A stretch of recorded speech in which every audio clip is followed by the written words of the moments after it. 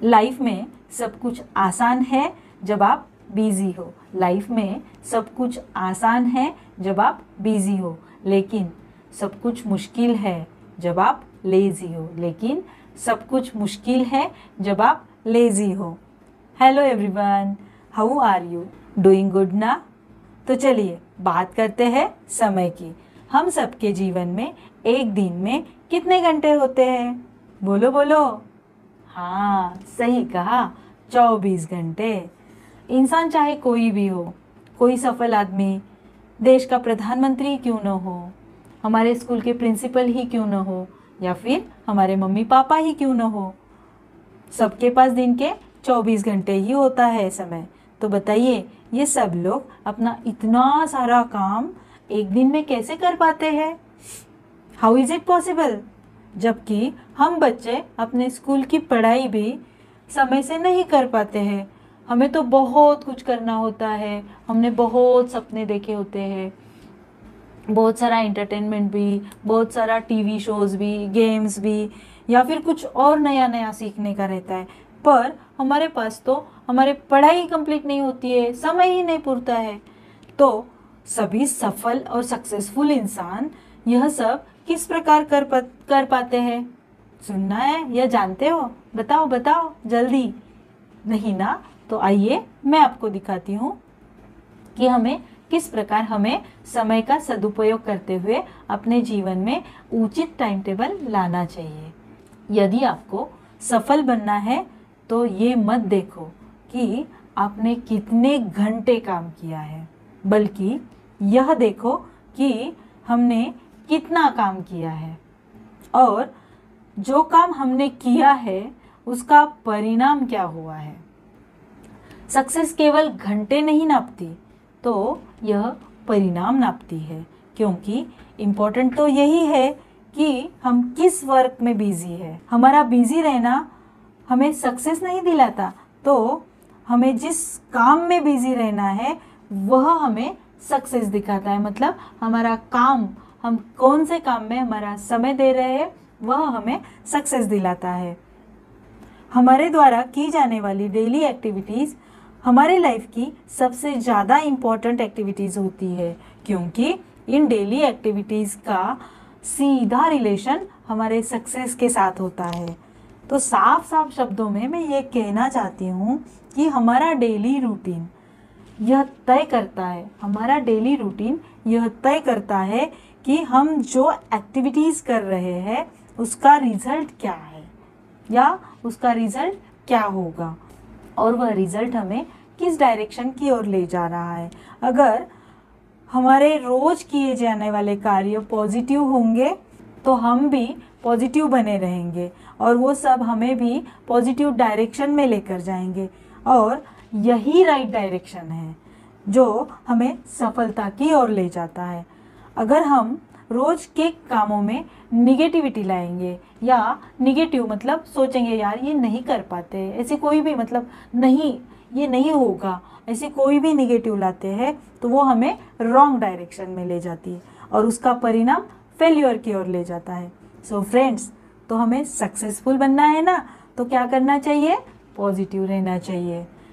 डर किस बात का है? आगे बढ़िए और अपने टाइम टेबल को पॉजिटिव एनर्जी और पॉजिटिव एक्टिविटीज़ के साथ में भरपूर बनाइए और आपको सफलता से कोई भी दूर नहीं ले जा सकता। आपको अपनी ऐसी एक्टिविटीज़ खोजना है जो आपका समय बर्बाद कर रही है। मतलब आपके डेली रूटीन में आप ऐसी कौन सी चीज़ें या कौन सी एक्टिविटीज़ कर रहे हो जो आपका टाइम किलिंग का काम कर रहा है। मतलब टाइम किलर एक्टिविटीज़ आपको खोजना है और उसे अपने रूटीन से हमें वैनिश करना है, मतलब हमें उसे हटाना है। ऐसा करने से दो बातें या दो फायदे होंगे। वो क्या भला? तो पहला फ़ायदा, जिन कामों की वजह से हमारा समय बर्बाद हो रहा था वह नहीं होगा, और दूसरा यह है कि हमारे पास अब कुछ एक्स्ट्रा समय बचेगा, क्योंकि अनवांटेड काम हमारे लिस्ट में से निकल जाएंगे और वह एक्स्ट्रा समय हम अच्छे कामों में यूज़ करेंगे। और ये सब चीज़ें आपको हमेशा एक्टिव बना के रखेंगी और ऐसी एक्टिविटीज़ आपके रूटीन में, मतलब हमें ऐसी एक्टिविटीज़ हमारे रूटीन में लानी चाहिए जो हमें खुशियाँ देती है और हमें तरोताज़ा बनाती है। स्वयं को नदी की तरह बनाना है या फिर नदी की तरह समझना है।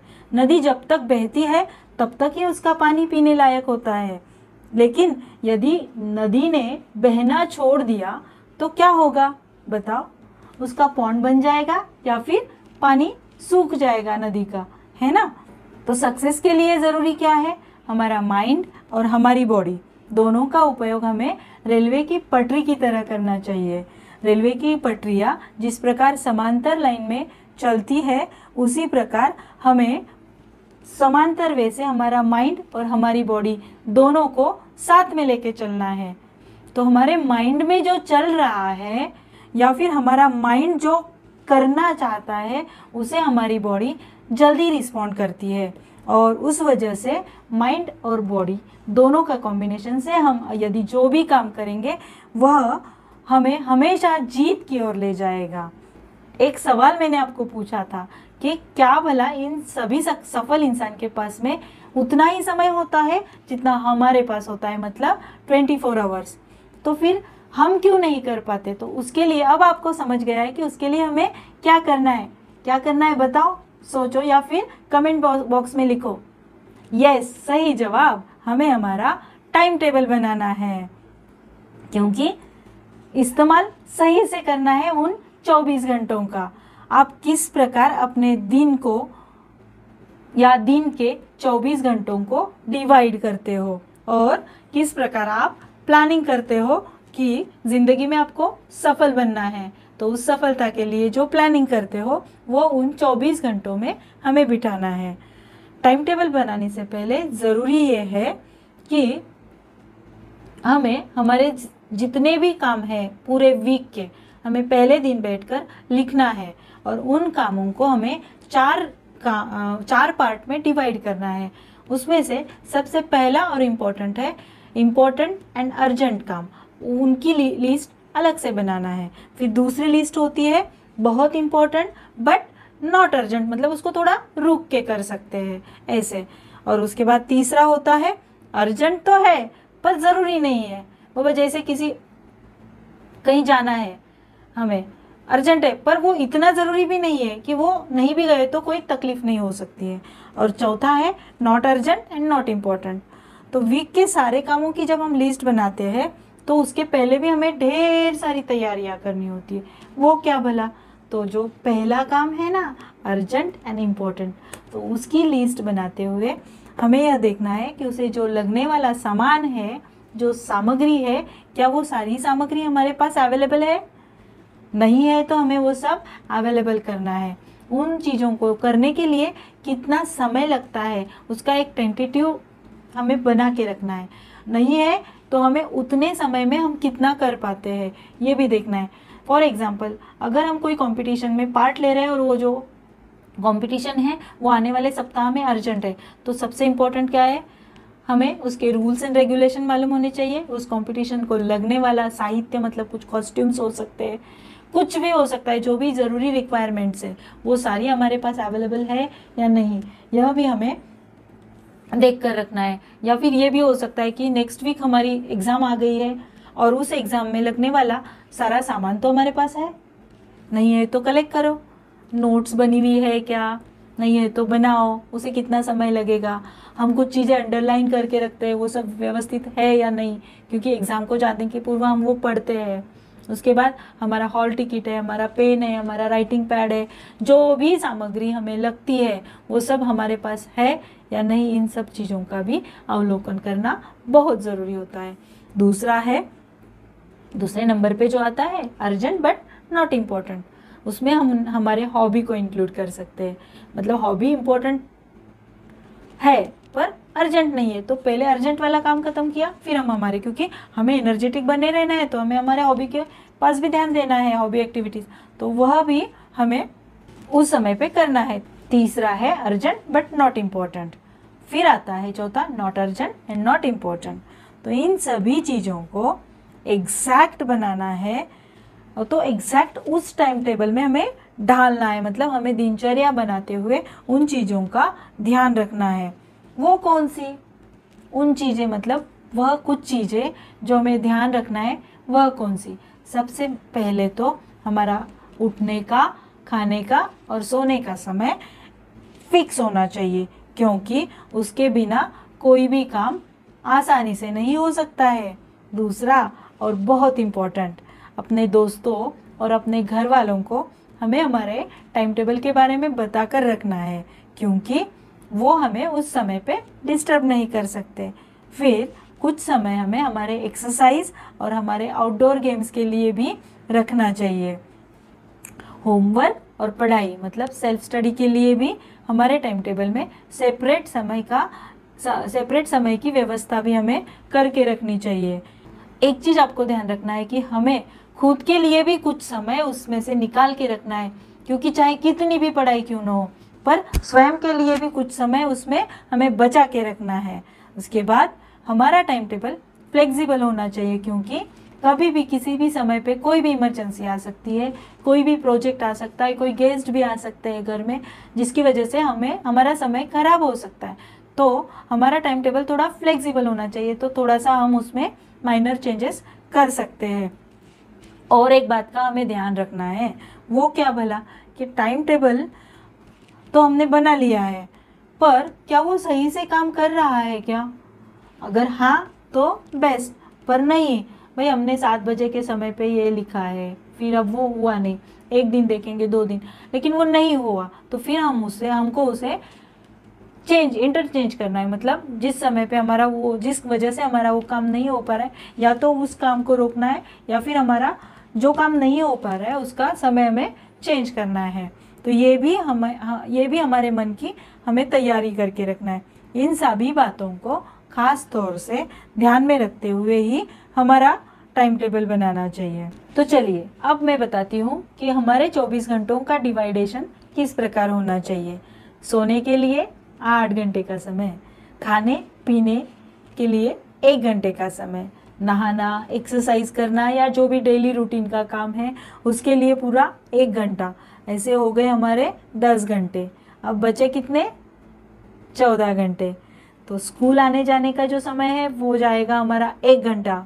उसके बाद स्कूल होगी हमारी 6 घंटे की, ये हो गए 7 घंटे। ठीक है, 7 और 10 हो गए 17।